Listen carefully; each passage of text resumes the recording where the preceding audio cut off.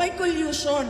O pinag-usapan na ng ICC. Kailangan namin ng kaso. Alam niyo ba, isa na lang ang kaso sa loob ng ICC.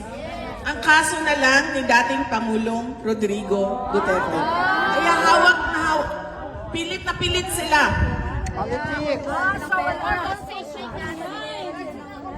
Na hawakan yung kaso. Kahit nga sabi ko, sino ba ang witness nyo? Isang tao na convicted na ng perjury at isang tao na sinabi may sayad talaga.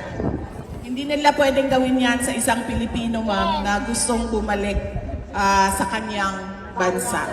Ang gusto talaga ni dating Pangulong Rodrigo Duterte, lagi niya sinasabi, 80 years old na ako, ilang taon na lang ang naiwan sa buhay ko.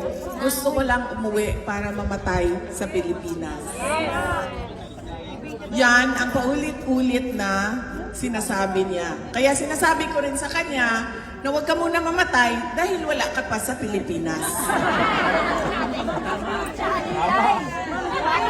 Di ba, ma'am? Yes, ma'am. Ano ang dapat namin gawin? Bitayin sila ng ICC. As a Dutch citizen, ma'am, pwede ka sumulat sa Dutch government. Bakit kayo may participation sa pagkuha ng aming dating Pangulo? Pinapasok ninyo dito sa inyong bansa, nakita ng lahat ng buong mundo na tinulak siya sa eroplano. Pero pinapasok ninyo dito sa inyong bansa kahit walang passport. Oo nga eh, bawal na. Hindi pwedeng gawin yan.